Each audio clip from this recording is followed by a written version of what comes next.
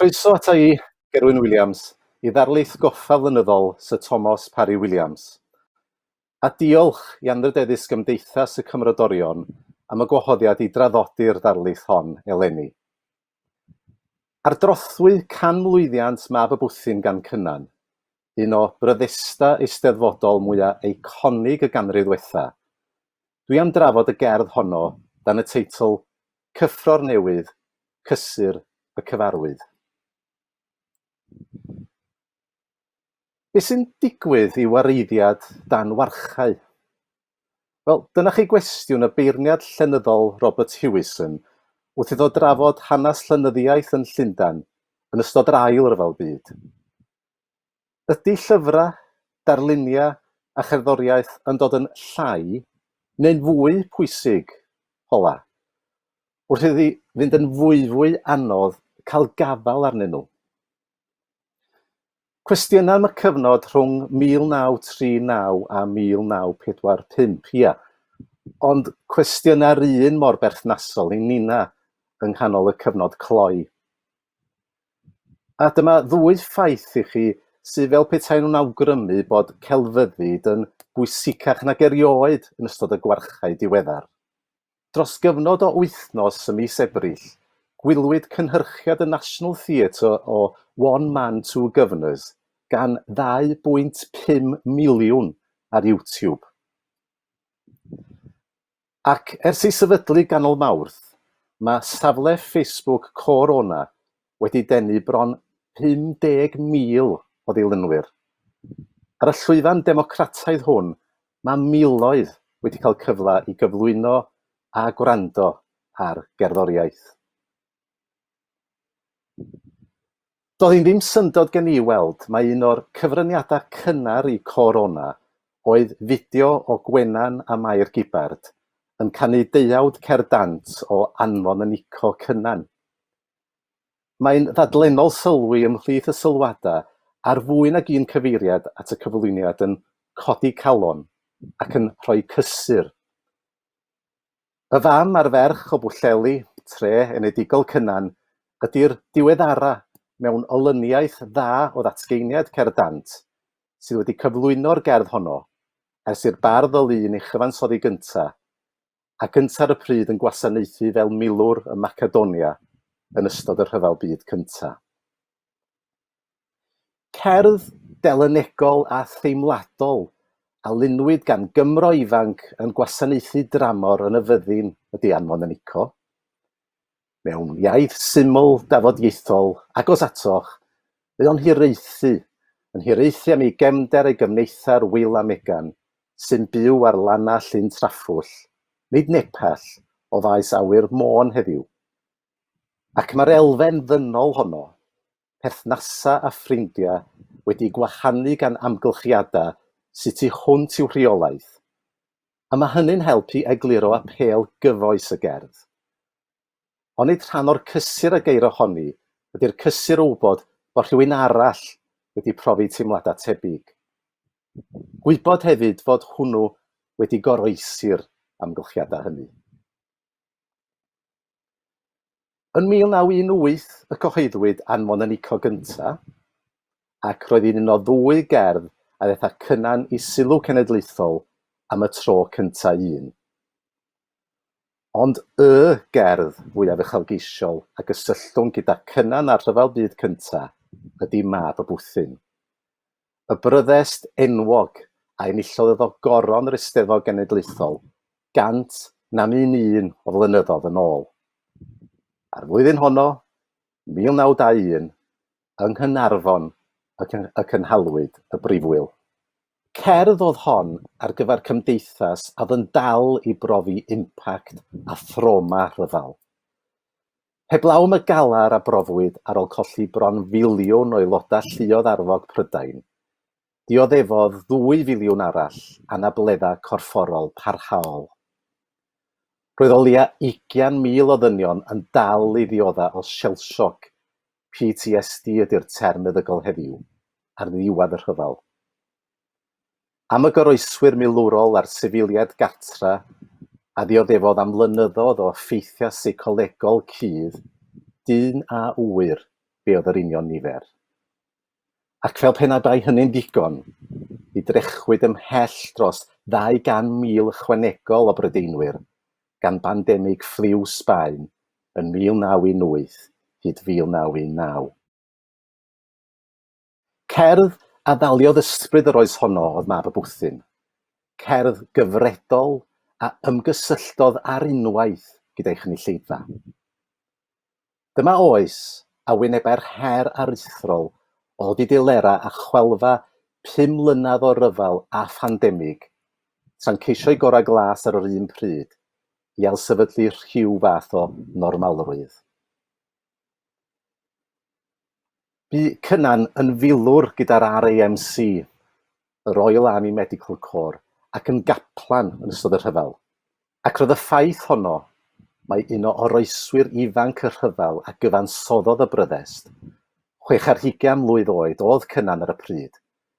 Roedd hynny hefyd o bwys mawr. Toedd yma arwydd amserol gobeithiol, a oedd yn cyferbynnu gydag anobaith Hedd Wyn a'i gadair ddu, 4 blynedd ynghynt. Pan ail ymddangosodd Mab y Bwthyn yn cerddi Cynan yn 1959, mi gyfeiriodd Gerwyn Wiliams Llanachymedd ati ar dudalena'r clorianydd fel un o ffenomenon rhyfeddaf ein llen.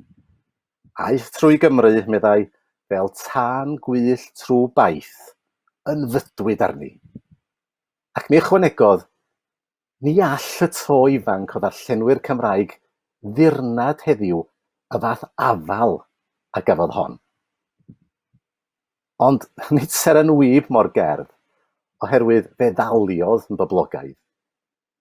Mae'r geiriau y dath Manon Steffan Ross o hyd iddyn nhw'n blastar yn y copi ail-law a brynodd hi o'r un gyfrol yn awgrymu ei phoblogrwydd diarhebol. I mi, nid oes un bardd mewn unrhyw iaith fel bardd Mab y Bwthyn.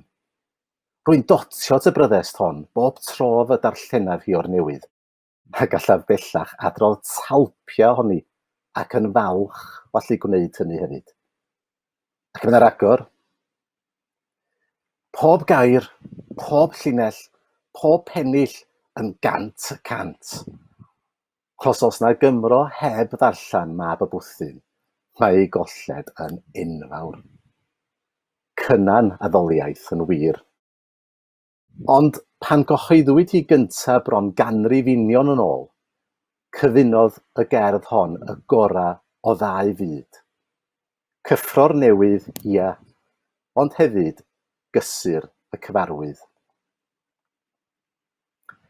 It is the best thing I have ever written.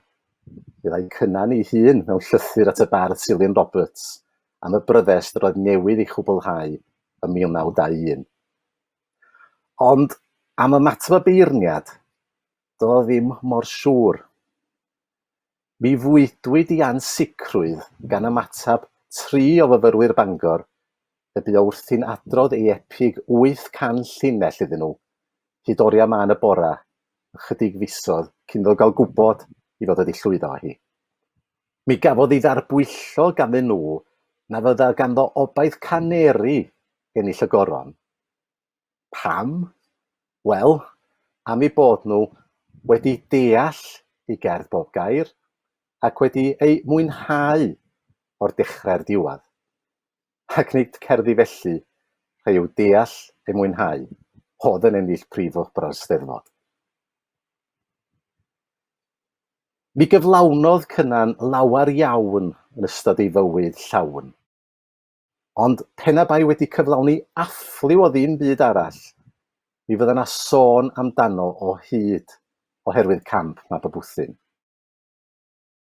Meddai'r newyddiadurwr I. Morgan Humphreys ar y pryd, pan gyhoeddwyd telenegion maes a môr Eifion Wyn, nid wyf yn cofio cymaint o ddarllen unrhyw farddoniaeth ac sydd wedi bod ar Bryddest Fuddigol Eisteddfod Caernarfon eleni.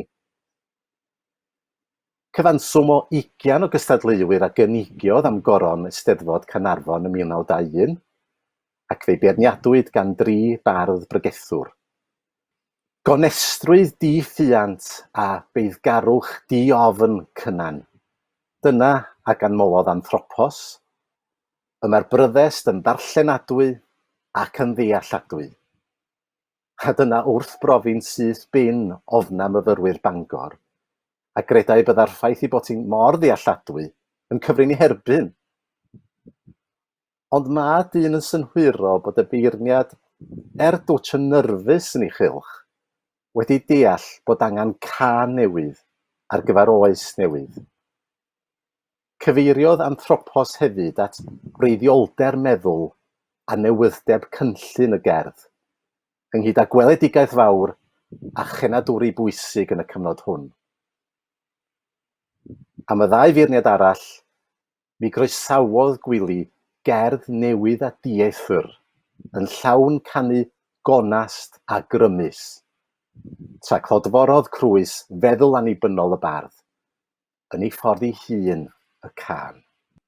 Ond mor gyfoes oedd y gerdd ar y pryd, stori oesol a syml sydd wrth galon y bryddest, stori am ddau gariad yn cael ei gwahanu, ac yn armeini tramgwydd sy'n ei wynebu cyn iddyn nhw ailuno. Tra mae cynefin gwledig y cariadon yn llun yn sicrhau elfen gyson a chyfarwydd i'r darllenydd, mae'r disgrifiadau realaidd o ryfel yn cyflwyno iddo ddieithrwch y byd newydd drwy gyfrwng ei iaith ei hun. Drwy daflu ei gynulleidfa ben dramwnagl i ganol golygfa ddiriaethol, mae agoriad y bryddest yn cynnig gwefr ffres a chyfoes. Roedd mynd ar y jazz band, a mynd ar y ddawns, a mynd ar y byrddau lle roedd chwarae siawns. Roedd mynd ar y gwirod a mynd ar y gwin, a mynd ar y tango lun wrth lun. Darlunio hedonistiaeth fel hyn mwyn ei chondemnio wna'i Cynan, ond rhoddodd yr agoriad cyffroes hwn argraff fentrus o ddlasu ffrwythau gwaharddiedig. Ond prolog ydy'r olygfa agoriadol o Lundan wyllt ar ôl y rhyfel, ac erbyn y drydedd dudalen, agorir act gyntaf y ddrama bryddest, gyda darlun cyferbyniol o ddagwraeth y traethydd blynyddoedd ynghynt. Llechweddau'r gryg, yno mae bywyd, ac nid ffug. Dyma fynd ati gyflwyno delweddau cysurlon a chyfarwydd. Enghraifft, un o elfennau stoc y canu Fictoraidd poblogaidd, sef y bwthyn bach to gwellt. Y ddelwedd o'r traethydd yn llenwi puser ei nain a dŵr o ffynon felin bach. Fe'r darlun o'i fam yn estyn am ei Beibil ac yn ei drosglwyddo i'w dad. Gellir dehongli deilema'r traethydd hwnnw yng nghyd-destun penodol Cymru 1914 hyd 1918. Ond roedd y tyndra rhwng y plentyn a'i rieni hefyd yn cyflwyno'r bryddest thema fythwyrdd na ddibynnau ar amgylchiadau cyfoes yn unig. Pa ham y cefnais ar y wlad a'r bwthyn bach lle bydd fy nhad yn eiriol drosof, a pha ham y diastyrais ddagrau mam. Yn gyferbyniad i'r emosiynoldeb hwn, cyflwynir yn ddiweddarach yn y gerdd olygfeydd styrbiol o faes y gad. Ond mor dywyll ydy'r daith, roedd modd ymddiried yn y tywysydd hwn i ddarlunio'n fyw i'w gynulleidfa gartre, y math o amgylchiadau a wynebodd ei gwir, ei tadau a'i meibion yn y rhyfel. O dan y gwifrau, pigog, geirwon, a thros bentyrau hen o'r meirwon.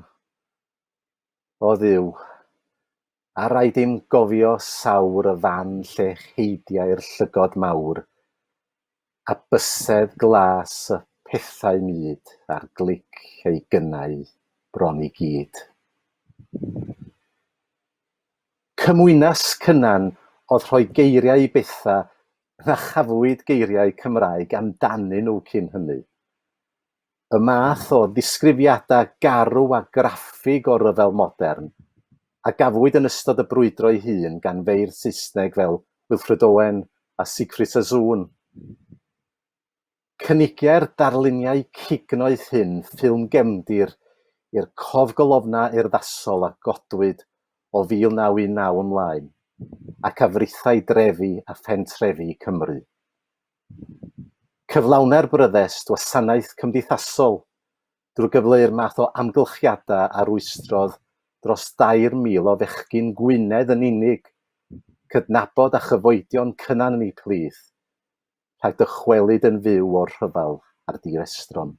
Ond rhan o gamp Cynan yn Mab y Bwthyn, swyddogaeth a gyflawnau hefyd wrth ei waith fel gweinidog, oedd pontio rhwng sawl cynulleidfa. Yn ôl tystiolaeth llythyr arall at Cilyn Roberts yn Nhachwedd 1920, ac Cynan yn cyfeirio at un o'i gerddi rhyfel eraill, am canwn sgrifennu darn o realism noeth, i argyhoeddi y bobl sydd dda ganddynt rhyfel, ac hefyd i agor llygad y bobl sy'n synnu na ddaeth y bechgyn adref o Ffrainc fel saint. Maen nhw'n eiriau heriol. Ac mi ddaliwn ni nad cydymdeimlo'n unig ar bechgyn hynny a mae Cynan ynddyn nhw, ond ymuniaethu efo nhw hefyd. Oherwydd ddaeth Cynan chwaith ddim adre o Facedonia na Ffrainc fel sant. A'r agwedd empathig hon gan un a welodd bethau o lygad y ffynon, sy'n egluro pam y mae Cynan yn cyflwyno profiadau'r milwyr mewn modd mor ddynol ac mor ddiallgar yn Mab y Bwthyn. Gwerthfawrogid hynny gan oroeswydd y rhyfel. Yn ei plith y milwr gwladaidd o Fôn Ifan Gruffydd.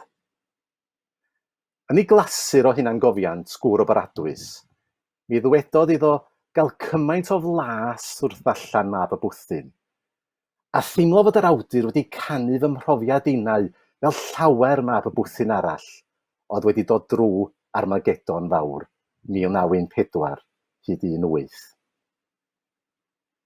Lawn cymaint ag anrhyddeddu'r meirwon hyn felly, roedd pwyslais Mab y Bwthyn ar ddilema y rhai a oroesodd y rhyfel, a'r sefyllfa rhai a ddioddefodd golledion yn ei sgil.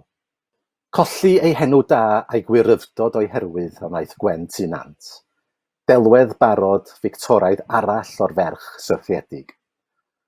Ond drwy blotio'i Bryddest fel ei bod hi a'i chariad yn aduno ac yn dychwelyd i'w cynefin bore oes, roedd Cynan yn cyflwyno neges holl bwysig ynghylch adfer ac ailgychwyn ar ôl y rhyfel.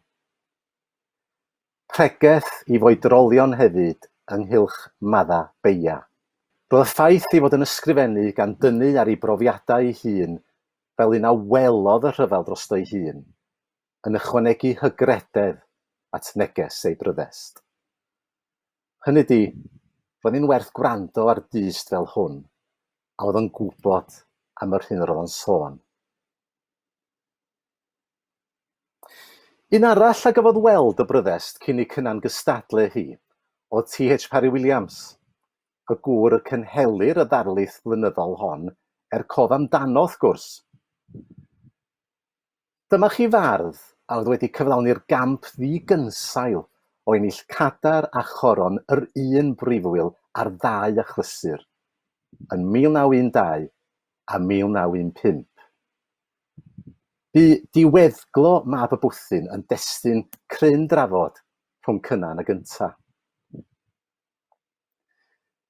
Diolch yn fawr am y feirniadaeth werthfawr, fedda Cynan mewn llythyr at Parry Williams.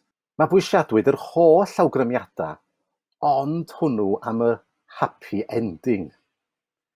Credaf mai chwi sy'n iawn ar y pwynt hwnnw hefyd, cyn bellad ac yma dychongli bywyd dyn a gollodd ei enaid yn y rhyfel yn mynd. Eto, ni fedram newid y diwedd heb newid y Bryddest oll, o blegyd nid afterthought oedd yr happy ending, ond yna amcan y llwyth gryg ar y cychwyn, troi'r afradlon adref. Felly roedd amneloedd diweddglo a manylion plot, ac ni fynnai Cynan ymyrryd â hynny ar y pryd. Cadwodd felly at ei gynllun gwreiddiol yn fersiwn y cyfansoddiadau'r Bryddest, a phan ymddangosodd fel prif eitem Telyn y Nos, cyfrol gyntaf Cynan o gerddi, a welodd ola dydd yn ddiweddarach yn 1921. Ond mae rhaid fod ymatab Mab y Wiliams wedi pwyso'r ei feddwl, oherwydd pan aeth ati hel ynghyd gasgliad cynhwysfawr o'i gerddi, sef Cerddi Cynan yn 1959, mi ddaliodd ar y cyfle i olygu cynnwys Mab y Bwthyn. Yn y fersiwn greiddiol, mae'n gwbl amlwg bod y traethydd yn dod o hyd i'w hen gariad, oherwydd ceir adran sydd at ddiwedd y gerdd wedi ei nodi'n glir rhwng dyfynodau, fel hyn y deithu matat Gwen. O'i hael ddarganfod, mae'n mynd ati i'w pherswadio i ddychwelyd iddo fo, yn ôl i'w cynefin yn llun. Dydy pethau ddim cweit yr un fath yn fersiwn 1959 o'r gerdd. Heb gorwyd ohono dalp sylweddol o 30 llinell sy'n agor gyda'r cyfeiriad at ddod o hyd i Gwen, ac ni chynhwysir mae honno rhwng dyfynodau. Breuddwydio am y posibilrwydd o adfer i perthynas a dychwelyd i'w cynefin a wneir yn fersiwn 1959. Yr unig beth sydd ei angen yn fersiwn 1921 ydy atab cadarnhaol gan Gwen i wireddu hynny. Dyn yn ei oed a'i amser yn golygu delfrydiaeth gŵr ifanc efalla. Bydd y Cynan yn 64 mlwydd oed erbyn 1959, ond fersiwn 1921, yr un adeiladol a llawn gobeithion. Hwnnw sydd fwy a triw i weledigaeth wreiddiol ei hawdur. Mab y Bwthyn a sefydlodd Cynan felly, ei sefydlu yn seleb mewn oes pan oedd cyrheiddiad cyhoeddus llenyddiaeth yn llawer ehangach na'r hyn ydi o bellach. Torodd Eisteddfod Caernarfon dir Newydd drwy gyhoeddi'r awdl ar Bryddest Fuddugol yn llyfryn bach i werthu cyn diwedd yr wythnos, yn lle bod pobl yn gorfod disgwyl blwyddyn cyn gweld cyhoeddi cyfrol y cyfansoddiadau. By'r datblygiad hwnnw'n llwyddiant ysgubol, ac Ernest Roberts a gyfeiriodd at awdl Meiryn, Min y Môr, a Phryddest Cynan fel cerddi a gafodd afael ar bobl y pethau chwedlynta a phobl pethau eraill. Trafodwyd Mab y Bwthyn, meddai, yng nghabanau'r chwarel ganol dydd ac ar elwydydd fi nos. A drwy'r llyfryn hwnnw ychwanegodd, y cerddodd Cynan gynta i galon gwerin Cymru. Roedd y gerdd yn ffenomen gymdeithasol, a'r chwilfrydedd yn ei chylch yn llawer mwy na diddordeb llenyddol yn unig. Ymgysylltodd ag agenda materion cyhoeddus y dydd, fel yr awgrymir gan eiriau un colofni'r papur newydd. Dylid codi cymdeithas diarfogiad yn y wlad, meddai, a'i galw hi'n Gymdeithas Mab y Bwthyn. O ganol y 1930 ymlaen, pan ddaeth Cynan yn gofiadu'r gorsedd y beirdd, aeth ati i foderneiddio seremonia yr orsedd, a sicrhau trefn ac urddas ar ei cyfar. Cai Cynan i goroni ddwywaith eto yn ogystal ei gadeirio yn ystod y 10 mlynedd rhwng 1921 a 1931, ond siawns nad oedd ei brofiad o lygad y ffynon o gael ei goroni wedi sefydlu yn o'r angen i ddiwygio'r seremonia hyn. Yn ôl y sôn, nid seiniau'r corn gwlad y glywyd yn atsain rhwng muria Pafiliwn Caernarfon, adeilad sylweddol a ddaliau hyd at 8,000 o gynulleidfa, ond nodau'r piano. Disgrifiodd Cynan lun a feddai o'r ddefod, ac yntar i benglinia yn cael ei goroni. Yn ogystal â rhyw 2 ddwsin o orsyddogion yn ei gwisgoedd, roedd straglars fel y parchedig John Williams Bryn Siencyn, y prifardd Ar Williams Parry a'r llenor Tegla Davies hefyd ar y llwyfan yn ei dillad ei hunan. Mae gen i ddarlun, feddai Cynan, o'r coroni yng Nghaernarfon yn 1921. Yr orsedd yn ddyrnad bach o bobl sy'n sefyll yn gwbl ddi-drefn o gwmpas y gadar ar flaen y llwyfan. a rostrum y tu olddynt wedi ei lenwi gris ar ôl gris gan bregethwyr a chlerigwyr ac athrawon a manfeirniad ac aelodau'r pwyllgor lleol a gwir y wasg. Rhai ohonynt am fod yn o le mor fanteisiol i weled, eraill am fod yn o le mor fanteisiol i'w gweled. Ydy, mae llun arall fel hwn, llun o Cynan yng nghwmni ei fam a'i dad, yn awgrymu ei falchder ar ôl ennill ei goron gyntaf. Yn ei eiriau ei hun, daliodd yn eisteddfod fyth gofiadwy i fardd 26 oed a gafodd yr un prynhawn y fraint o ysgwyd llaw am y tro cyntaf ag elfed y mynydd, a'i goroni gan yr archdderwydd dyfed, a chysgu y noson honno ac am weddill yr wythnos gyda T. Gwyn Jones, y bardd, tan gronglwyd groesawus Gwynfor, yr actor gynhyrchydd o Bwllheli. Ond pictiwr o flerwch a gyfleir hefyd, gan lun arall y dynwyd ar ôl seremoni'r coroni. Mae'n anodd dweud ai balchder neu gywilydd a welir ar wyneb Cynan ei hun, oherwydd tra mae o'n sefyll yn nodweddiadol drwsiadus yn ei siwt a'i dei yn y canol, di-raen yr olwg ydy'r gorseddogion bob ochr iddo fo. Yr archdderwydd dyfed mewn gwys gwen ddigon pyg, ac un creadur misgrell a goedrannus yn ei plith, yn pwyso'r ei ffon gerddad. Anodd credu na fydda'r prifardd newydd wedi sylweddoli bod angen gweddnewidiad neu makeover go sylfaenol ar y sioe hon. Aeth bron ganrif heibio ers llwyddiant eisteddfodol Mab y Bwthyn. Digon amser i feirniad llenyddol ddod o hyd i ddiffygion yn ddihi. Rhy sentimental, medda rhai am y gweddo ohoni, rhy simplistig, rhy ystradebol, rhy efelychiadol. Ond does dim modd gwadu bod y bryddest hon, mewn dyddiau di-radio a di-diledu, a chyn bod sôn am nofela T. Rowland Hughes nac Islwyn Ffog Helys, ei bod ti wedi cynnig adloniant i ddarllenwyr, a oedd yn awchu am gyffro a chysur ar y pryd. Nid anhebyg i brofiad gwylwyr diweddar wrth fwynhau ffilm epig Sam Mendes, 1917. Cynigiodd stori a filgar a chyflai weld y prif gymeriad yn goresgyn cyfres o rwystrau ac yn goroesi yn y diwedd. Rhoddodd blesar a boddhad i gynulleidfa. Cynulleidfa a adwyd gan flynyddoedd hir o ryfel a phandemig. Elfen gref o'r amant a chyfla iddyn nhw freuddwydio am ddyddiau gwell. Dyna pam y mae'r farn gyhoeddus am y bryddest mor gadarnhaol.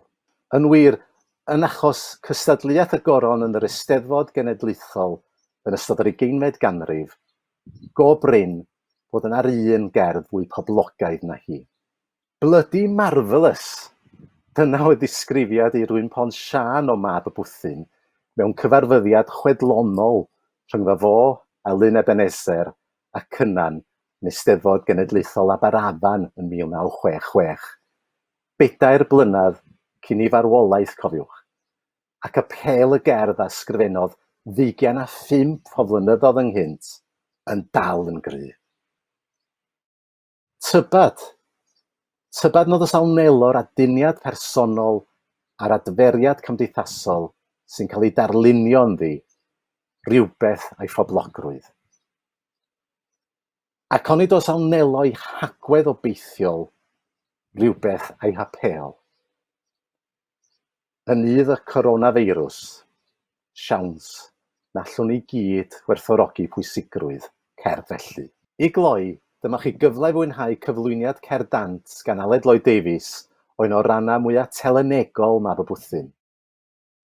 Ond cyn hynny dymosod sialens. Ar drothwy dathlu pen blwydd cerdd Cynan yn 100 oed y blwyddyn nesaf. Onid yr anreg gorau un, fydda mynd ati'n greadigol i'w hail ddychmygu. Hywel TV Edwards awgrymodd fod ynddi holl gynhwysion opera roc llwyddiannus. Drefnwyr Prifwyl Ceredigion 2021, neu Lun ac Efionydd 2022, be amdani? Gwnaeth Duw'n diwrnod, wyneb y merch o flodau a chaneuon serch, i'w llygaid a'i dyfnderoedd mawr, tywaltodd lawer y toriad gwawr, rhoi sydd i'n galon fflam o dan, oddi ar un o'i allorau glan, a nadlodd yn ddi ysbryd sant, a daeth i'n byd fel gwentinant.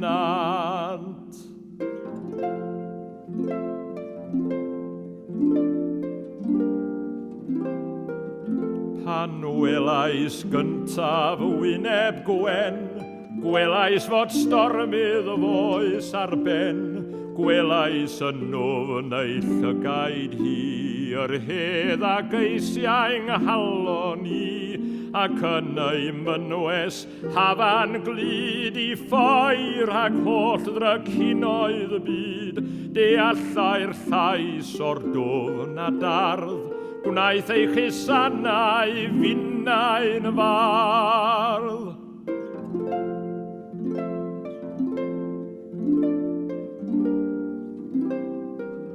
Om llyd ei ddigys, hi am dig i weld y nef sydd yn y gryg. Tibiau'r gryg ar awyr las, oes rhywbeth gwell gan y fab y plas. O gad y ddeiar iddo ef, a llawen ha, tibiau'r nef. Mae'r nefoedd yn ein hymyl ni, fanwylid tyrd meddiannw ni hi.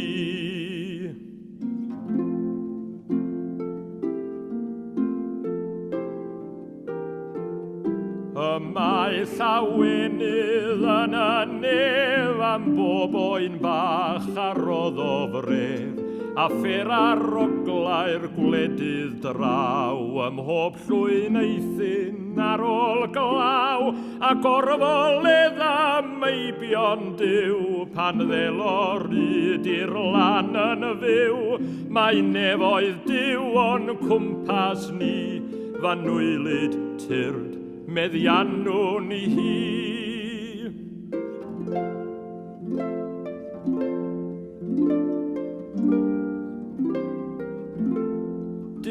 Wedi wawdur popeth hardd, fe yw'r unig berffaith fardd. Onid ei delynegion o yw coed ar nant a phlant a fro. Onid oes un o awdlau'r ior ar gynganeddion tonau'r môr, a llawer hir a thoddau trws yn sŵn y gwynt o dan y drws.